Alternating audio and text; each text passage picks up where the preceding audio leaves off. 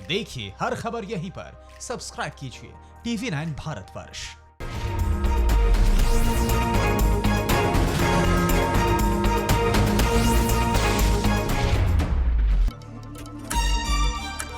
चीन अगर डर रहा है तो यह डर जरूरी है, मगर डर के पीछे वो अपनी साजिशें छिपा रहा है। चीन समझ ले, जान ले, अब की बार ऐसा करारा वार होगा कि जिनपिंग का ड्रैगन फुफकारना भूल जाएगा। नमस्कार, मैं हूं दिनेश गौतम। हमारी अड़ी में आपका स्वागत है। चीन से संबंधित इस वक्त की सबसे बड़ी खबर पहले मैं आपको बता देता हूं। चीन के लगातार गिड़गिड़ाने के बाद भारत और चीन के बीच संयुक्त स्तर की बातचीत हुई। LAC पर सीमा विवाद को लेकर भारत की ओर से विदेश मंत्री के संयुक्त सचिव नवीन श्रीवास्तव ने बातचीत की। चीन की तरफ से सीमा विभाग के DG मौजूद थे।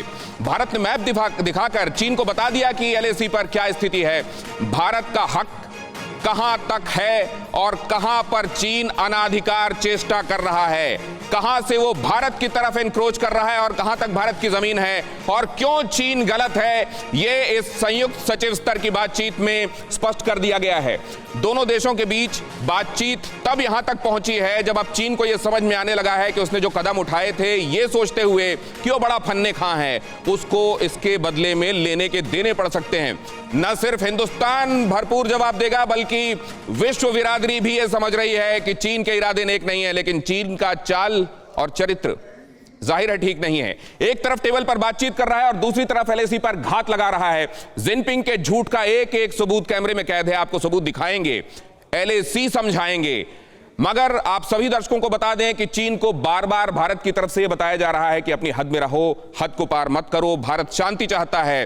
पर ऐसा नहीं है कि जवाब देना हिंदुस्तान को नहीं आता, उकसाओगे तो मुंह की खाओगे। अब ऐसे में देश क्या सोचता है, देश का मूड क्या है, इस मूड को जानने के लिए हमने 5 सवाल हिंदुस्तान के सामने रखे।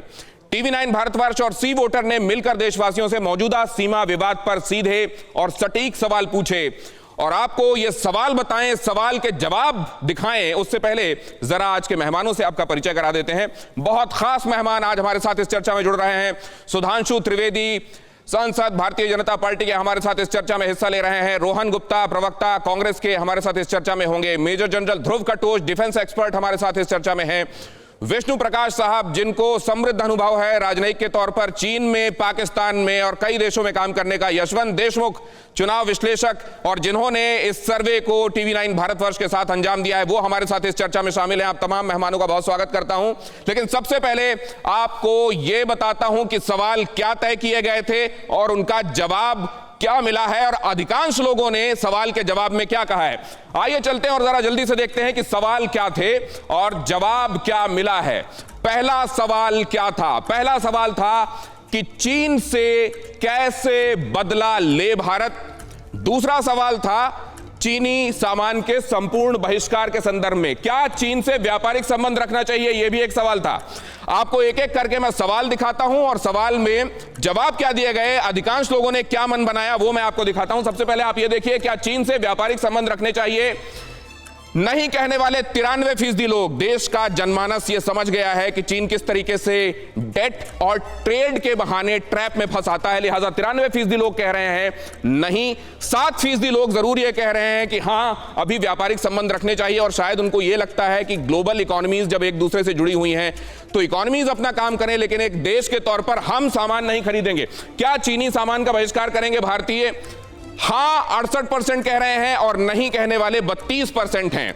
68% लोग ये कहते हैं कि हां बहिष्कार किया जाना चाहिए और 32% लोग ये कहते हैं कि बहिष्कार नहीं होना चाहिए। मतलब ज्यादातर लोगों ने, इसमें भी आपने देखा, ये मन बना लिया है कि अब चीनी सामान का बहिष्कार किया जाना चाहिए। अगला सवाल है, क्या भारत ने चीन से शहादत का बदला ले लिया है? मौजूदा जो कार्रवाई की गई है, जो बातचीत हुई है, क्या उससे स्पष्ट हो रहा है? भारत ने कहा था हम अपने सैनिकों का बलिदान जाया नहीं जाने देंगे, क्या भारत ने बदला ले लिया? नहीं कहने वाले अधिकांश लोग हैं। 60% लोग कहते हैं कि अभी बदला पूरा नहीं हुआ है, हालांकि 40% लोग ये कहते हैं कि हां, हमने उनको सटीक और मुंहतोड़ जवाब दिया है। अगला सवाल है, चीन से सीमा विवाद पर किस पर ज्यादा भरोसा है? एनडीए की सरकार पर, विपक्ष पर या किसी पर नहीं? और अधिकांश लोगों ने कहा है कि 73% लोग कहते हैं एनडीए की सरकार पर भरोसा है। चीन से सीमा विवाद पर एनडीए सरकार माकूल जवाब देना जानती है, क्या करना चाहिए वो जानती है। 73% लोगों का भरोसा। विपक्ष 17% लोग मानते हैं कि विपक्ष में ऐसे लोग हैं जो चीन से निपटना बेहतर जानते हैं, और 10% ये कह रहे हैं कि नहीं, इनमें से कोई नहीं है जिस पर हमको ये भरोसा दिखाई दे कि वो चीन को माकूल जवाब दे सकता है। अब इन सवालों के जवाब पर किस तरीके से सर्वे किया गया, जल्दी से इस पर बातचीत करते हैं। सबसे पहले तो यशवंत जी, मैं आपके पास आना चाहता हूं, क्या सैंपल साइज था, किस तरीके से आपने बात की, और ये ओवरऑल क्या पिक्चर दिखाता है देश की? देखिए, पहली बात तो आप ये समझिए कि हमारे सर्वे कोई एक दिन में हो रहे हैं ऐसी बात नहीं। हम रोज सर्वे करते हैं और हमारे इंडिया के जो ट्रैकर हैं उसमें डेटा में लगातार पूरे भारत का डेटा इकट्ठा होता ही रहता है, और ये ट्रेंड कोई नया भी नहीं है। प्रधानमंत्री की अगर विश्वसनीयता ऊपर है तो ये लगातार कई सालों से बनी हुई है।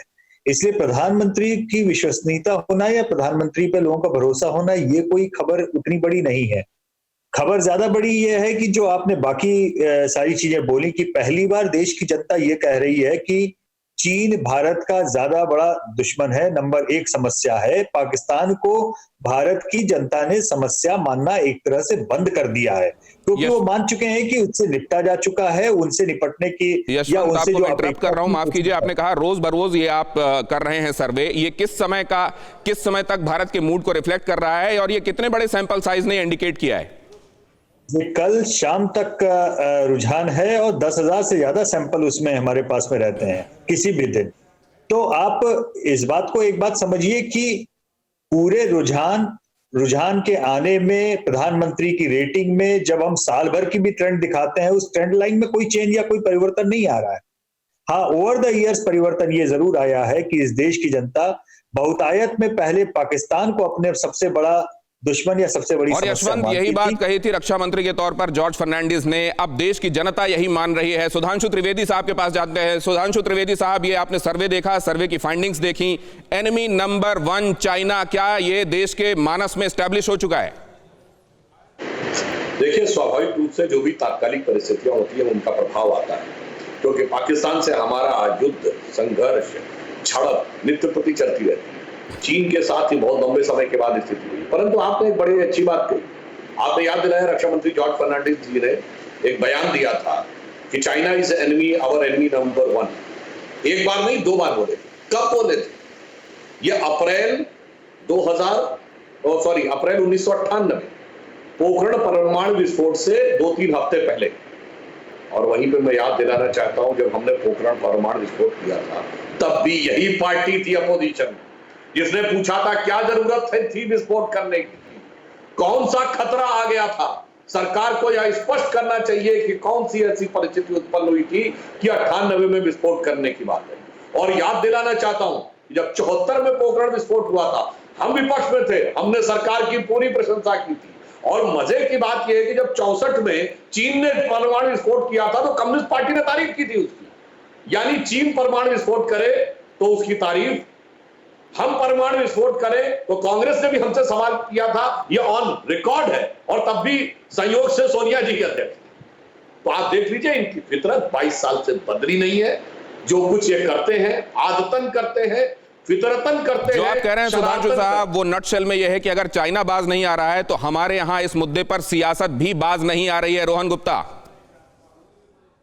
मैं बड़े आराम से दोनों की बात सुन रहा था। बड़े दुख की बात है, आपने एक पोल दिखाया, मैं भी क्योंकि अप्लाइड मार्केट रिसर्च का स्कॉलर हूं तो सारी चीज़ें जानता हूं। इन्होंने सैंपल साइज बोला 10,000 की। कल एक चैनल ने सर्वे किया, जो ऑनलाइन सर्वे जो 4-5 सर्वे हुआ है, उसमें 1.5 लाख लोगों ने वोट किए, और ज़्यादा से ज़्यादा लोगों ने, मैं आपको खाली पढ़ के सुनाता हूँ, क्या केंद्र सरकार ने चीन को उचित जवाब दिया? ज़्यादातर लोगों ने बोला नहीं। क्या चीन को हमसे अधिक हानि हुई? ज़्यादातर लोगों ने बोला नहीं। क्या प्रधानमंत्री के नेतृत्व में भारतीय सीमा सुरक्षित है? ज्यादातर लोगों ने बोला नहीं। क्या राहुल गांधी और विपक्ष के रवैये से आप ठीक मानते हैं? ज्यादातर लोगों ने बोला रोहन, हाँ। मेरा सवाल आपसे ये था कि क्या इसमें पॉलिटिक्स हो रही है? मेरा नहीं, मैं बिल्कुल नहीं बोलूंगा, आपको बोलने दूंगा। मेरी इल्तिजा भी सुन लीजिए। अच्छी बात है कि आप कोई और सर्वे भी लेकर आए हैं, लेकिन मेरा, बिल्कुल सर बोलिएगा, आप प्रोवोक मत होइए। मैं ये कह रहा हूं, मेरे सवाल का जवाब दे दीजिए, साथ में अपनी बात कहिए। आप अपनी बात कहने लगते हैं एकदम से। बोलिए। मेरा सवाल यह था कि जितना बड़ा दुश्मन चीन दिखाई दे रहा है और जितना बड़ा यह मुद्दा है, क्या उतनी ही सियासत भी हमारे देश में इस मुद्दे पर हावी रही है? जो सुधांशु जी ने कही बात। देखिए, बात सियासत की नहीं है, बात यहाँ पे ये है कि जो विश्वास की उन्होंने अभी बात की देशमुख जी ने, मैं उस विश्वास के तौर पे कहना चाहूंगा कि जब प्रधानमंत्री ने ये कहा कि हमारे वहां कोई गुस्सा नहीं है, उन्होंने 3 तरीके से देश की आत्मा पे, देश की आर्मी पे वार किया। पहली बात, आज आप रिपोर्ट दिखा रहे हैं कि चीन हमारे वहां पे घुसा। चीन गद्दार है, हम सब जानते हैं। 18 बार हमने तो नहीं बोला प्रधानमंत्री को जाके चीन को मिलो। 1998 में जॉर्ज फर्नांडिस की बात सुन ली होती प्रधानमंत्री ने, तो आज झूला नहीं झूलते, हमको उसकी कॉस्ट नहीं पे करनी पड़ती, हमने तो नहीं बोला। दूसरी बात, जब प्रधानमंत्री ने कहा कि कोई गुस्सा नहीं है, उन्होंने चीन को अपनी जमीन क्या दे दी। दूसरा, हमारे सैनिक, एक बहुत अच्छा कार्टून था दिनेश जी आपके लिए है, जहां पे स्वर्ग में बैठ के देख रहे हैं कि हमको प्रधानमंत्री ने डिसऑन कर दिया, कोई इंकर्शन ही नहीं हुआ। इसका मतलब क्या भारत ने इंकर्शन किया? और तीसरी चीज, पहली बार हुआ कि देश के प्रधानमंत्री का भाषण चीनी चैनल कोट करके बोल रहे हैं कि देखिए भारत के प्रधानमंत्री ये बोल रहे हैं हमने तो इंकर्शन किया ही नहीं। रोहन गुप्ता, देखिए मेरी जितनी सीमित समझ है, जितना इस मुद्दे को मैं समझता हूं, आप बेहतर जानते होंगे। नहीं, आपकी बात हो गई सर। सुधांशु जी को जितना वक्त दिया उससे ज्यादा आपको वक्त दिया है, आपके पास फिर लौटूंगा। लेकिन ऐसे हावी होने की कोशिश आजकल जो दिखाई देती है ना सर, जबरदस्ती में एंकर पर हावी होकर अपनी बात को ये जो बुलडोज करने की कोशिश होती है, मेरा करबद्ध निवेदन ऐसा मत कीजिए। लेकिन मैं पहले विष्णु प्रकाश जी के पास जाऊंगा। विष्णु प्रकाश जी, एक अहम बात कही अभी रोहन गुप्ता ने, उन्होंने ये कही कि ये जो बोनहोमी दिखाने की कोशिश की जाती है उन मुल्कों के साथ जिनको सदाशयता कभी समझ में नहीं आती। मेरे को जरा ये समझाइए, आप इतने बड़े राजनयिक रहे हैं, क्या असल में जहां पर आपका दिल ना मिले वहां हाथ मिलाना, इसी का नाम कूटनीति है, या ये वाकई गलत हुआ है जो हमने झूले झुलाए हैं जिनपिंग को? देखिए, अगर आप इतिहास देखें तो हमने हर एक पॉलिटिकल पार्टी, कोई भी पॉलिटिकल पार्टी रही हो भारत में, कोई भी राज रहा हो, हमने चीन के साथ बातचीत का सिलसिला आगे बढ़ाया है। कांग्रेस के राज में, बाकी राज्यों में दोस्त के साथ हाथ मिलाने में तो कोई बड़ाई नहीं है। आप जिस देश के साथ आपके मतभेद हैं उसके साथ आप मतभेद कम करें, इसी में भलाई होती है। तो ये, और प्रधानमंत्री मोदी जी ने मेरे ख्याल में जो भरसक कोशिश की है और चीन के साथ बातचीत को आगे बढ़ाने की। और एक चीज़ मैं और कहना चाहूँगा कि मैं 35-36 साल डिप्लोमेट रहा, मैंने दुनिया में अलग अलग जगह पे पोस्टिंग की। मैंने एक चीज़ देखी कि संकट के समय में सब अपने भेदभाव भूल के और देश के हित में जुड़ जाते हैं। मेरी यही उम्मीद है कि हम भी ये एक ऐसा ही करें ताकि हमारा में कोई अगर भेदभाव हो तो बाद में सुलझा लें, पर अभी देश पे संकट है उसका मुकाबला करें। अभी देश पर संकट है, उसका मुकाबला करना चाहिए। ध्रुव कटोच साहब के पास मैं जाऊंगा। ध्रुव कटोच साहब, एक बात जो बार बार कही जा रही है, हालांकि मैं अभी इस सेगमेंट के फौरन बाद लोगों के पास वो नक्शा लेकर जाऊंगा, पेंगोंग त्सो हॉट स्प्रिंग गलवान का वो इलाका जहां पर ये झड़प हुई है, यहाँ तनातनी हुई है, और ये समझने और समझाने की कोशिश करूंगा कि अभी क्या फैक्चुअल पोजीशन है। लेकिन मैं आपसे ये जानना चाहता हूं, एक समझ जो मुझे अभी तक दिखाई दे रहा है वो ये कि एलएसी के दोनों तरफ बफर जोन में एक्टिविटीज नहीं होनी चाहिए।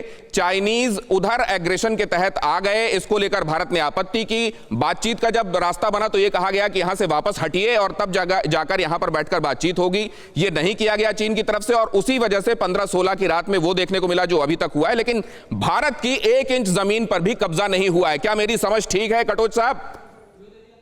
हाँ, दिनेश जी, आप बिल्कुल सही कहा है आपने। सिर्फ मैं ये कहना चाहता हूं, देखिए ये इसमें प्रॉब्लम इसलिए आता है क्योंकि लोग ये नहीं समझते हैं कि लाइन ऑफ एक्चुअल कंट्रोल का मतलब क्या है। इसको आपको आसान तरीके से समझाने से ये है कि कुछ हद तक जो जहां पर कोई एक लाइन है जहां पर भारत के ट्रुप्स उधर बैठे हुए हैं, वहां पर कोई शक नहीं है कि ये हमारी लाइन है। उसके बाद दूसरी जगह पर चीन के कुछ सैनिक बैठे हुए हैं। अभी प्रॉब्लम आता है कि दोनों के बीच में जगह जो है, भारत उस इलाके को क्लेम करता है और चीन उस इलाके को भी क्लेम करता है। वैसे तो ये जो इलाका है ये अक्साई चीन में है और ये पूरा का पूरा इलाका अगर आप देखें तो ये भारत का है, लेकिन 1962 की लड़ाई में चीन यहां तक पहुंच गया था। तो अभी जाके ये जो पेट्रोलिंग करते हैं, जब हमारे जवान अपने उस इलाके पर जाते हैं या चीन के जवान इस अपने दूसरी तरफ आते हैं, तो कभी कभी दोनों के बीच में वो झड़प हो जाती थी और ठीक है। वो प्रोटोकॉल्स इसलिए बनाए गए थे। तो मतलब कि ये वो जो स्पष्ट हो झड़प है, गया वो कि अभी वहीं पर रोहन समाप्त साहब हो जो जाए। कह रहे थे कि वहां ऊपर से जो हमारे जिन सैनिकों ने शहादत दी है वो देखकर ये सोच रहे होंगे कि इनकर्शन की बात अगर इस तरीके से कही जा रही है तो हमने फिर शहादत दी क्यों है। ये बात लेकर मैं फिर से सुधांशु जी और रोहन के पास जाऊंगा। सबसे पहले सुधांशु जी मैं आपके पास आ रहा हूं, क्या वाकई यहां पर स्थिति कई जगहों पर असमंजस की है, सोच समझ के फेर की है और इसलिए ये बातें सामने आती हैं, या ये डेलिबरेट है सर? देखिए, एक बात जो अभी कटोच साहब ने कही, टेक्निकली समझने की बात, जो पाकिस्तान की तरफ है और जो चीन की तरफ में अंतर क्या, पाकिस्तान की तरफ हमारी line of control clearly demarcated, मतलब वो कुछ 10-20 मीटर में भी डिमार्केटेड है कि ये हमारा इलाका, बाढ़ है, कांटों की बाढ़ है, ये हमारा इलाका और ये उनका इलाका। चीन की तरफ जैसा उन्होंने बताया, चूंकि आजादी के समय से ही डिफाइन नहीं हुई, 62 के युद्ध में आके वो बैठ गए, तो एक तरफ हमारी फौज है, एक तरफ उनकी फौज है, बीच में कई किलोमीटरों का खाली इलाका है। जहां हमारा मानना है कि हमारा वहां तक है, वो कहते हैं यहां तक है। पेट्रोलिंग करते हुए हम कभी वहां तक चले जाते हैं, कभी वो पेट्रोलिंग करते हुए आ जाते हैं। अब ये जो परसेप्शनल डिफरेंस था, यानी जो ये अनुमान का अंतर है हमारे और चीन के बीच में, ये भी समाधान हो सकता था यदि 1993 के उस समझौते के समय मौजूदा LAC शब्द लिख दिया गया होता, तो 93 में जिसकी फौज जहां पर थी वो क्लियरली डिफाइंड हो जाता। बड़ी अहम बात कह रहे हैं सर, ये बहुत अहम बात कह रहे हैं। इसको लेकर तुरंत मैं जाना चाहूंगा रोहन जी के पास, क्योंकि उसके फौरन बाद मुझको यशवंत देशमुख जी के पास जाना है। रोहन साहब, ये उस समय गलती हुई, उस समय की लाइन ऑफ कंट्रोल की जगह सिर्फ LAC लिखा गया और इस वजह से ये हुआ। भाई साहब, ये पूरे टीवी चैनल पे अब जो दो लोग बोल रहे थे वो एक ही दिख रहा है कि क्या IBF कहना चाह रहे हो कि चीन ने इनकर्शन नहीं किया? बता दीजिए देश को, आप भी ये बोल रहे हैं तो हमारे सैन्य का अपमान कर रहे हैं। जो अभी डिस्कशन चल रहा है, 3 जगह पे चीन ने जो इनकर्शन किया है, मैं एक मैप दिखाना चाह रहा हूं आपको, जो आपका फिंगर 4 से फिंगर 8 की हम बात कर रहे हैं, जहां पे भारत का पेट्रोलिंग था। अब बता दें सुधांशु जी के यहाँ पे पेट्रोलिंग चालू है कि नहीं है? इन्होंने बताया कि गालवान वैली में यह मुठभेड़ हुई। बता दें सुधांशु जी के गालवान जो है परसेप्शनल डिफरेंस है क्या? इस नक्शे पर और इस नक्शे पर जो आप जवाब मांग रहे हैं सुधांशु जी से, निश्चित रूप से मैं वादा कर रहा हूं अभी इस पर बात करेंगे हम निश्चित रूप से, लेकिन अभी सर्वे और सर्वे की फाइंडिंग पर हम बात कर रहे हैं। यशवंत देशमुख के पास एक बार फिर से मैं जाना चाहूंगा। यशवंत देशमुख साहब, एक बात जिसका जिक्र अभी रोहन भी कर रहे हैं कि क्या बदला पूरा हो गया? अभी किसने दावा किया है कि बदला पूरा हो गया? और अगर इसको लेकर वाकई लोगों में एक असहमति दिखाई देती है कि नहीं अभी इतना नहीं, अभी हमको और चाहिए, अभी हमारा मन नहीं भरा हमारे सैनिकों की जो शहादत हुई है, तो उसमें तो वाकई वो फाइंडिंग तो ये रिफ्लेक्ट भी कर रहा है। बिल्कुल, बदला पूरा नहीं हुआ है और देश के बहुमत बहुत साफ बोल रहा है बदला पूरा नहीं हुआ है। मुझे ऐसा लगता है कि देश के दो ये फाइंडिंग्स बहुत जबरदस्त हैं इस पूरे सर्वे की। नंबर 1 कि देश बिल्कुल क्लियर कट है इस मामले में कि चीन भारत का नंबर 1 दुश्मन देश है। नंबर 2 कि जो कुछ भी हुआ लद्दाख में उसका हिसाब पूरा नहीं हुआ है और प्रधानमंत्री से अपेक्षा है कि वो हिसाब पूरा करें।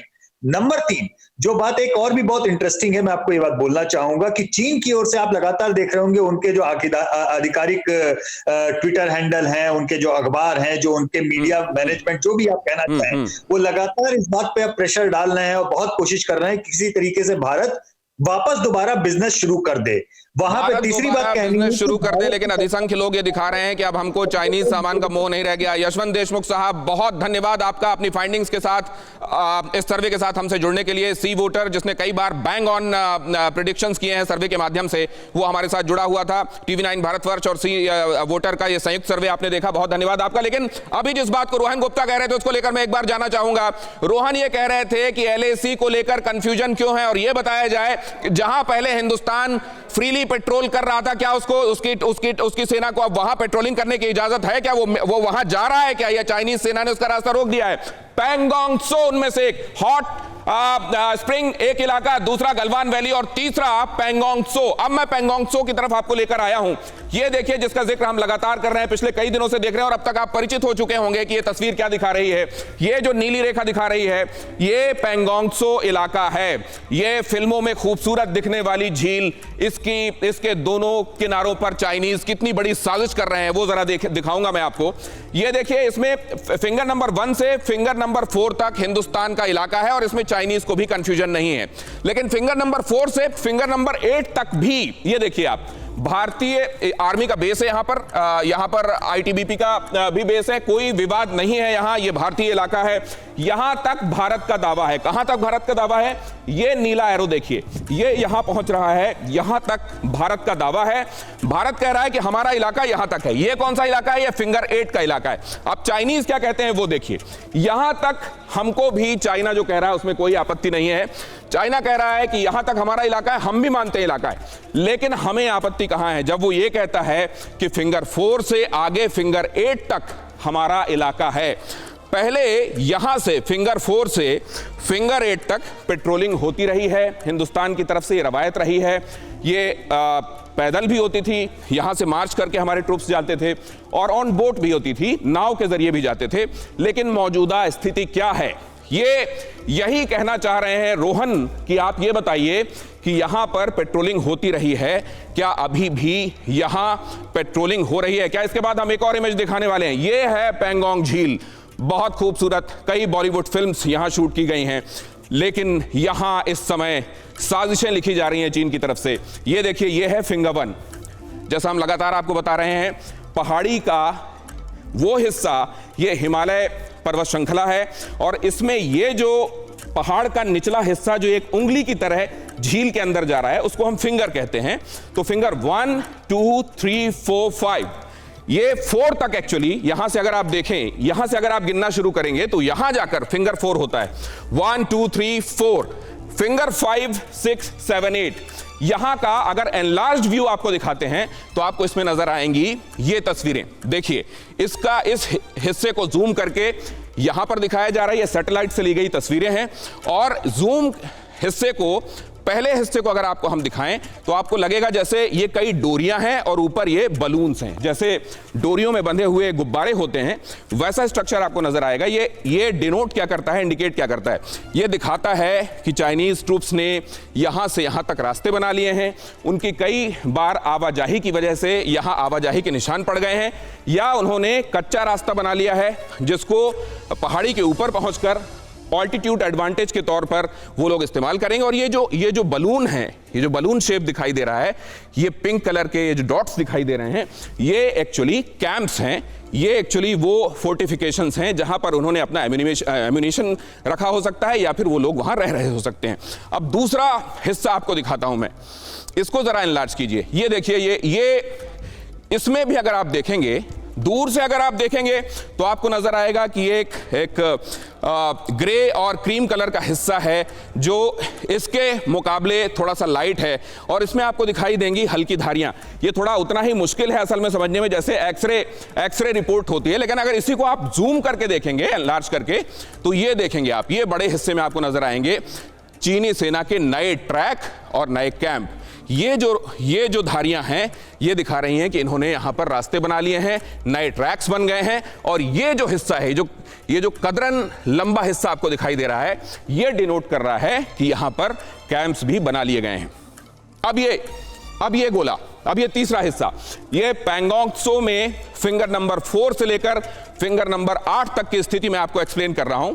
यहां एक बार फिर से आप देखिए, यहां पर इसको अगर आप एनलार्ज करके देखेंगे, ये है, देखिए, इसके छोटे घेरे को एक बार दिखाएं और उसके बाद एनलार्ज करेंगे।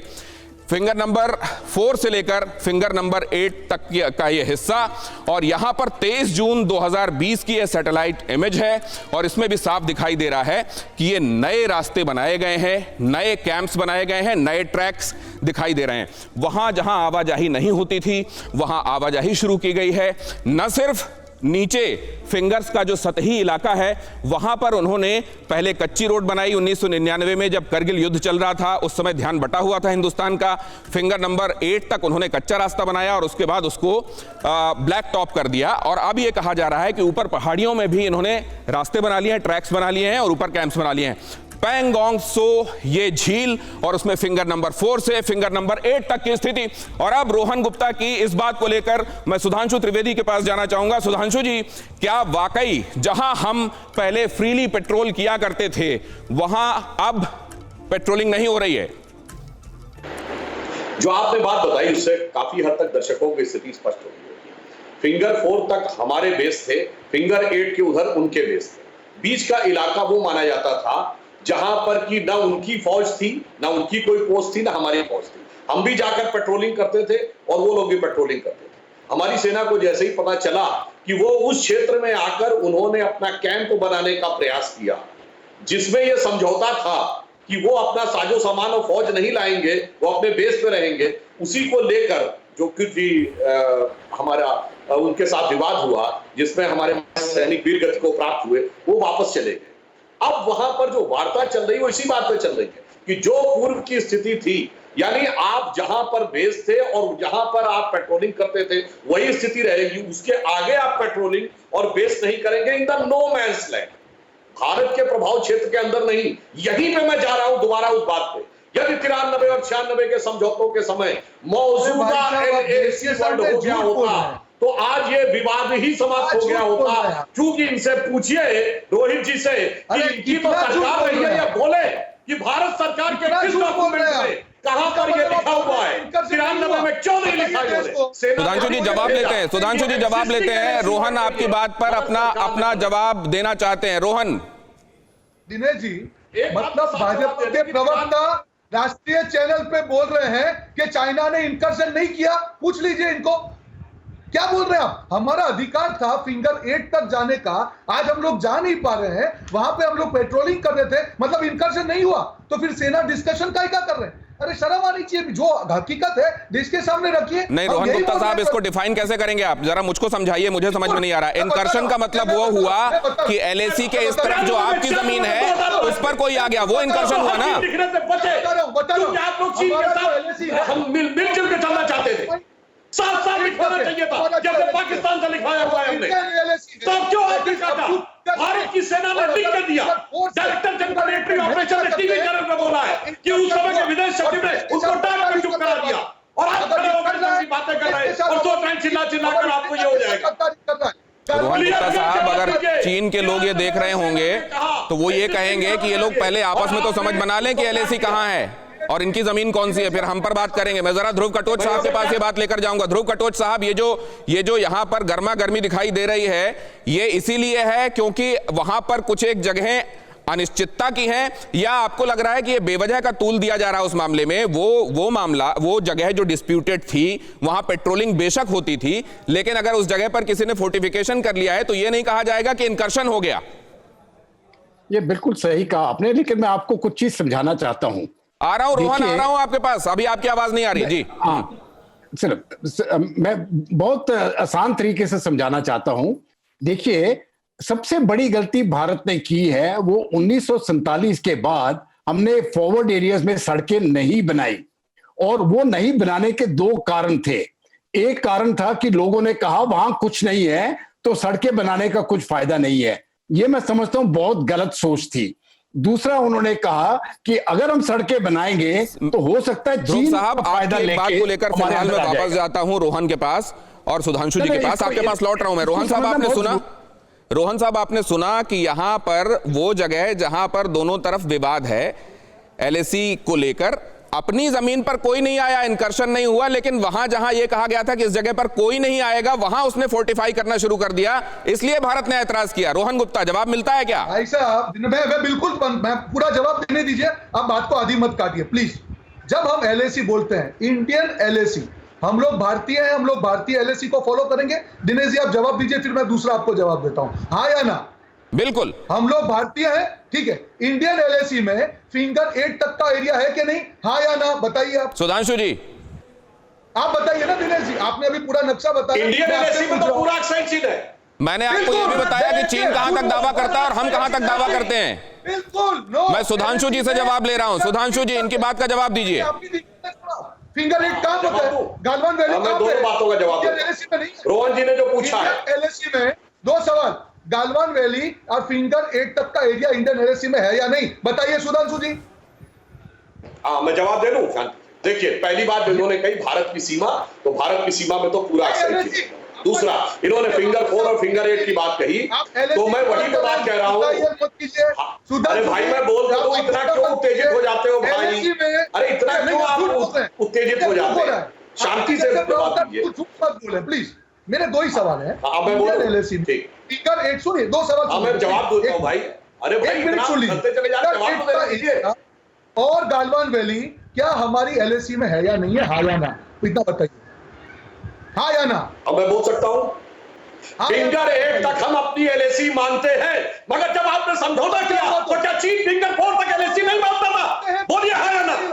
क्यों समझौता किया आपने? साफ साफ कहना चाहिए बात को कि फिंगर 8 के पीछे चीन रहेगा। तो क्यों नहीं, तब आपने क्यों नहीं लिखा, जबकि चीन कहता था कि फिंगर 4 एलएसी है? क्यों नहीं आदान प्रदान किया उस समझौते में? गालवान वैली में सारी समस्या आपने वहीं पे छोड़ी हुई है। फिंगर 8 में क्यों नहीं जा पा रहे? गजब की बात है, नक्शा दिखाया नहीं और कहते घर पास करवा लिया। क्यों नहीं जा पा रहे? क्यों नहीं जा पा रहे? अगर इंडियन एलएसी है, हम फिंगर मैं वही तो कह रहा हूं, इंडियन एलएसी है। और आप बताइए कि चाइना के साथ समझौता किया तो चाइना फिंगर 4 तक एलएसी मानता था कि नहीं? बोलिए हाँ या ना। और अगर हाँ तो समझौता क्यों किया? सवाल का जवाब दे लीजिए, सारी चीजों का आपको मतलब समझ में आ जाएगा। ना हम लोग फिंगर 8 तक जा पा रहे हैं, ना गालवान में हमको जाने दिया जा, बोले ही चले जा रहे हैं।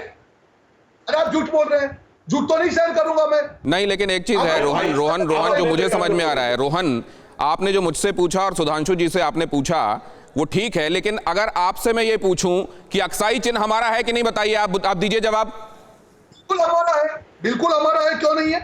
तो जब आपको जब ये पता चला था कि शिनजियांग से तिब्बत तक हिंदुस्तान ने चाइना ने रास्ता बना लिया है, 1962 की लड़ाई हुई, उसके बाद ये क्यों सुनाई दिया कि वो बैरन लैंड है? इसके पहले की सरकार में ये क्यों सुनाई दिया कि वो तो गाल में तिल के जैसी एक जगह है जहां पर वो चाइना कह रहा है कि हमने कब्जा कर लिया है? रोहन गुप्ता, ये दो तरह की बातें नहीं है। आप दो तरह की बातें करें, मुझे बताइए फिंगर 8 भारत के एलएसी में है या नहीं है, या गालवान है? आप क्या बोल रहे? चीन ने, मैं पूछ रहा हूं ना आपसे, अक्साई चिन्ह है कि नहीं, बताइए। आप क्या बोल रहे हैं? पाक ऑक्युपाइड कश्मीर हमारा है कि नहीं, बताइए। आप रोहन गुप्ता इस तरह की बातें कर रहे हैं। अब मैं लेकिन इसको लेकर मैं विष्णु जी के पास जाना चाहूंगा। विष्णु जी, जब ये मैं एक बात आपसे ये समझना चाहता हूं, क्योंकि ये बहुत कॉमन इंटरेस्ट की बात है जो मैं आपसे समझना चाहता हूं, कि जब देश में हम इस तरह की के सुर सुनते हैं किसी एक मुद्दे को लेकर जो कि नेशनल इंपॉर्टेंस का मुद्दा है, एक राजनयिक, एक आदमी जो रिप्रेजेंट कर रहा होता है दूसरी टेरिटरी पर हिंदुस्तान को, और कई बार वो चाइना में हो सकता है, पाकिस्तान में हो सकता है, उसके लिए कैसी स्थिति होती है ये देखना कि अपने मुल्क में ही इसको लेकर कई तरह की बातें हैं। मैंने अपना विचार प्रकट कर दिया था। मैंने कहा था कि मैंने तो कभी किसी देश में और बड़े देश में, जैसे भारत एक बहुत बड़ा देश है, ऐसा देखा नहीं है। पर एक चीज़ और मैं कहना चाहूँगा कि जो एलएसी है वो एक परसेप्शन है, वो डिलिनिएटेड है, डिमार्केटेड भी नहीं है। और हकीकत ये है कि हमारी जो ट्रूप्स थी वो जो एलएसी को के उस तरफ चली जाती थी, चीन की ट्रूप्स हमारी तरफ चली आती थी और वापस चली जाती थी। ये नई बात नहीं है, ये सदियों से हो रहा है और होता रहा, सदियों नहीं, सालों से होता रहा है। इस पर जो फर्क पड़ा है वो हकीकत है, जैसे जनरल कटोच ने कहा है कि जो एलएसी पे जो हमारी परसेप्शन थी, हम फिंगर 4 तक थे, पर उसके जो फिंगर 8 और फिंगर 4 के बीच में चीनियों ने नए स्ट्रक्चर्स बना लिए हैं। तो ये हकीकत है। पर जहां तक एलएसी का सवाल है वो यही है कि डिलिनेटेड नहीं है और परसेप्शन में फर्क है। सर, लेकिन इसको लेकर अब हम कितने दिनों तक आगे चलते रहेंगे? ये परसेप्शन ही तो इस समस्या का मूल है। क्या इसका कोई निदान दिखाई देता है? ध्रुव कटोच साहब, और खासतौर से आर्मी के लिए तो ये बहुत ही मुश्किल होता होगा। मतलब जहां तक आपने अपनी पोस्ट बनाई हुई है, जहां पर आप पेट्रोलिंग कर रहे हैं, कल वहीं पर आकर वो चैलेंज कर सकता है कि नहीं, हमारा परसेप्शन तो इससे डिफरेंट है। नहीं, देखिए, जहां तक ट्रूप्स बैठे हुए हैं वहां पर फिर परसेप्शन खत्म हो जाता है। परसेप्शन वहीं पर ही है जहां पर कोई खाली जगह थी और किसने कब्जा कर दिया। ये चीन बहुत सालों से करता आ रहा है, जिसको नहीं, आप सुनिए, जिसको सलामी स्लाइसिंग कहते थे। ये पहली बार जाके उनको हमने कहा है तुम ये नहीं कर सकते हो, और वहां पर इसीलिए गलवान में लड़ाई हुई है और उनको वहां से पीछे हटना पड़ा।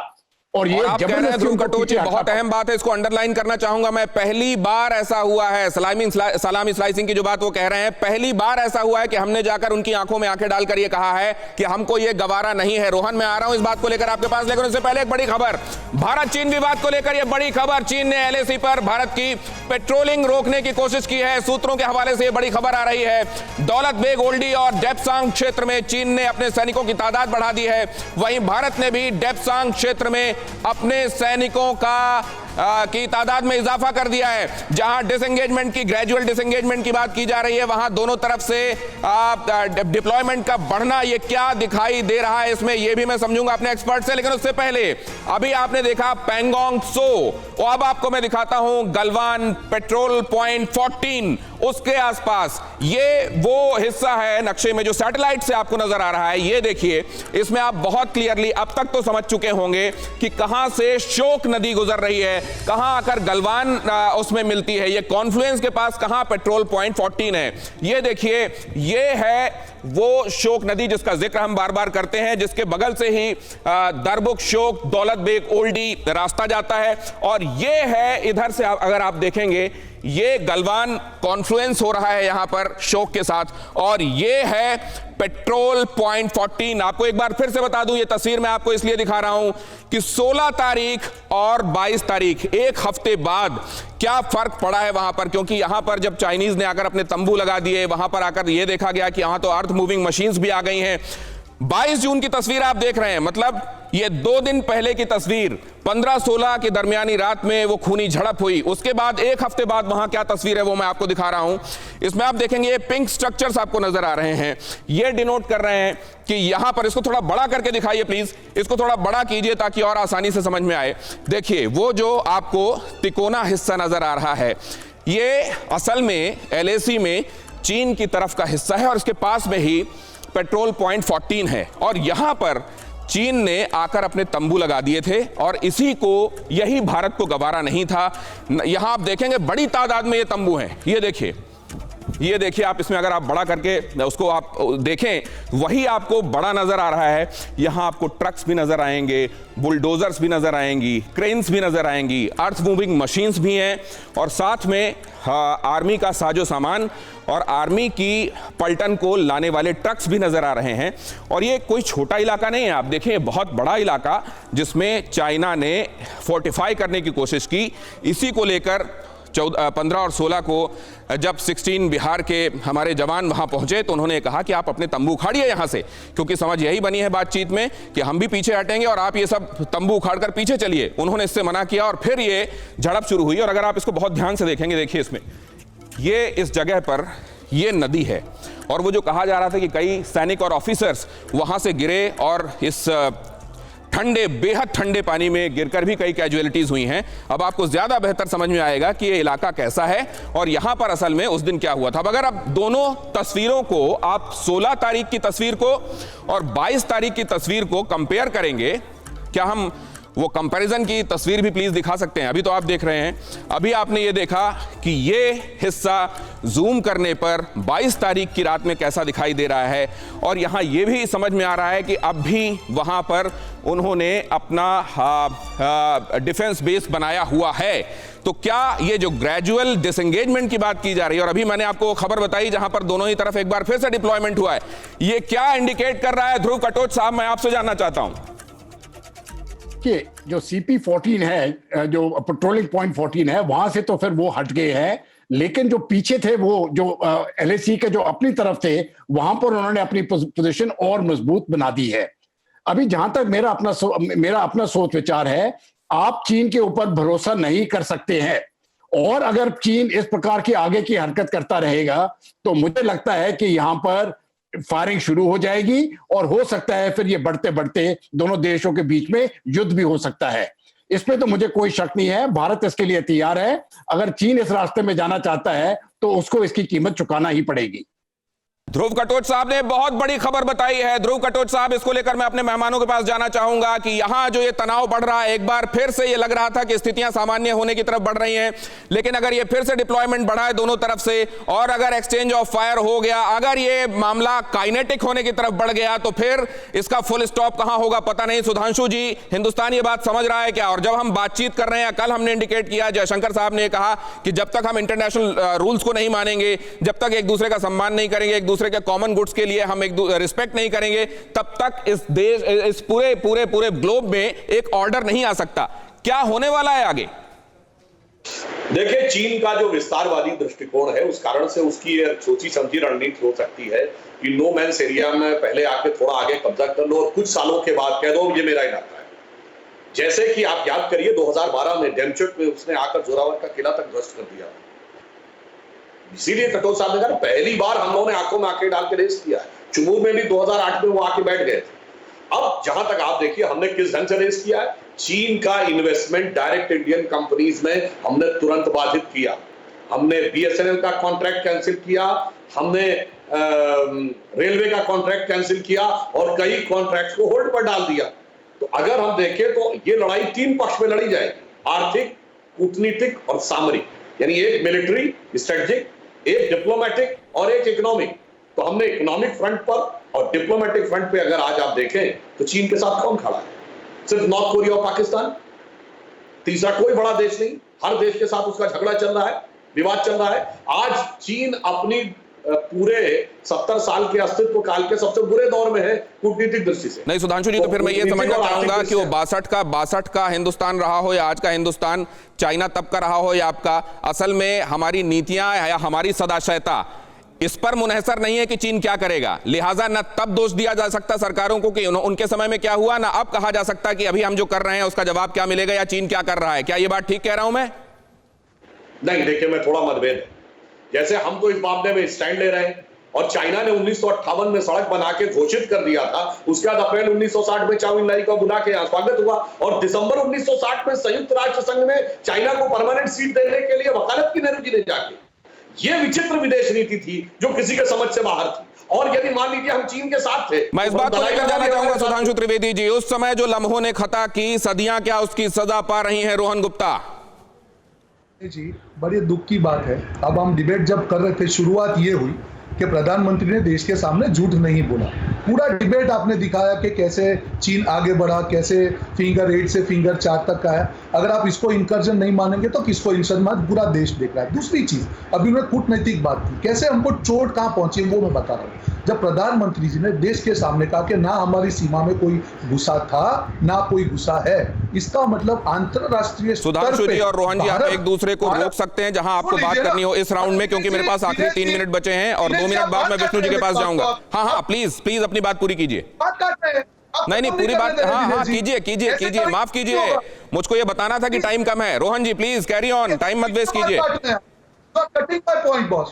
लिसन टू मी, मेरा सिर्फ इतना कहना है कि जब चीन स्टेटस को एंटे, मतलब अप्रैल में जो यथास्थिति थी, जब तक वो यथास्थिति नहीं आती है तब तक इसको हम बदला नहीं बोल सकते हैं। पॉइंट नंबर 1, हमारे सैनिकों को शहीद किया गया है। जब तक हम इसका बदला नहीं लेते हैं तब तक बदला पूरा नहीं होगा। तीसरा, प्रधानमंत्री देश के सामने सिर्फ इतना बता दे कि मेरा कहने का मतलब यह था, जिससे अंतरराष्ट्रीय स्तर की हमारी जो लड़ाई चल रही है कि चीन को हम घुसपैठिया साबित कर रहा है, वो लड़ाई हमारी कमजोर ना हो। मेरे सिर्फ चौथी पॉइंट आपको दिनेश जी मेरा कहना है कि आप देश का एक सेंसिटिव मामला है, 10,000 आदमी का सर्वे लेके आप ये बताना चाहेंगे कि देश का विश्वास है। मुझे लगता है देश के लोग, आपने भी तो एक सर्वे दिखा दिया ना। अरे आपने भी एक सर्वे दिखा दिया है ना, और सर्वे सैंपल्स पे ही होता है सर, 10,000, 50,000, 5,000 है ना। तो आप अभी आप इसको बात के लिए रखिए, लेकिन सुधांशु जी से जवाब ले लीजिए, क्योंकि वो मैं उपलब्ध रहूंगा, सुधांशु जी व्यस्त हो जाएंगे। सुधांशु जी देखिए, जो रोहित जी कह रहे हैं, रोहन जी मानने को तैयार नहीं होंगे। हम कुछ भी कहते रहेंगे, वो बहस करते रहेंगे, ना विशेषज्ञों की बात मानेंगे, राजनयिक की बात मानेंगे, ना हमारी।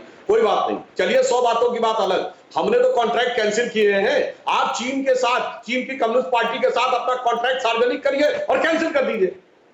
बोलिए हाँ या ना। रोहन गुप्ता, आवाज आ रही है आपको? 2008 कांग्रेस और चीन की कम्युनिस्ट पार्टी के बीच में समझौता, लेकिन उससे पहले एक बड़ी खबर, अमेरिका के विदेश मंत्री माइक पॉम्पियो का बड़ा बयान, आप भी सुन लीजिए रोहन जी। अमेरिका के लिए खतरा है चीन, अमेरिका इस खतरे को गंभीरता से ले रहा है। इसके रेमिफिकेशंस के लिए मैं समझ जाता हूं विष्णु जी के पास। विष्णु जी, ये क्या दिखा रहा है? चीन केवल एक देश के लिए नहीं, सारी दुनिया के लिए खतरा है।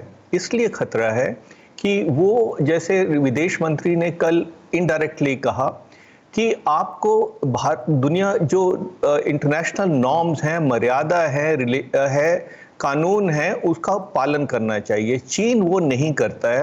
हर एक के साथ लड़ाई करता है। लेकिन सवाल यह है और विष्णु इस- जी, माफ कीजिए आपको रोक रहा हूं क्योंकि वक्त की कमी है, मैं जाना चाहूंगा सुमित चौधरी हमारे संवाददाता के पास। एक बड़ी बात यह कही जा रही है कि ये चीन कहीं पर भी नियमों को मानने के लिए, नॉर्म्स को मानने के लिए तैयार नहीं है। सुमित, इसके बावजूद कि पूरी दुनिया उसकी तरफ गुस्से की निगाहों से देख रही है, चीन ये खतरा मोल क्यों ले रहा है?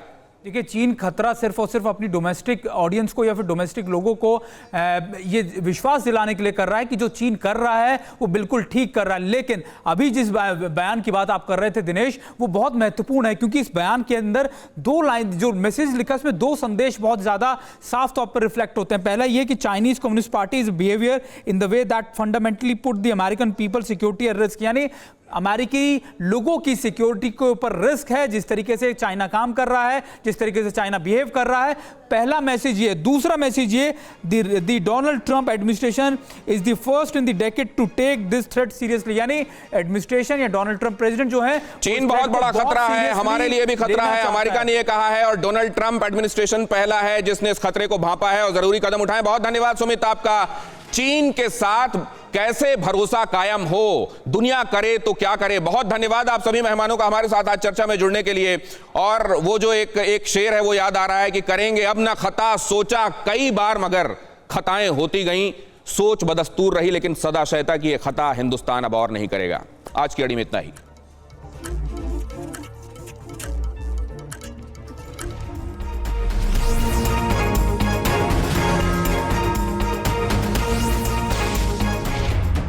न्यूज टॉप 9 रोज सुबह 7 बजे और शाम 7 बजे सिर्फ TV9 भारतवर्ष पर।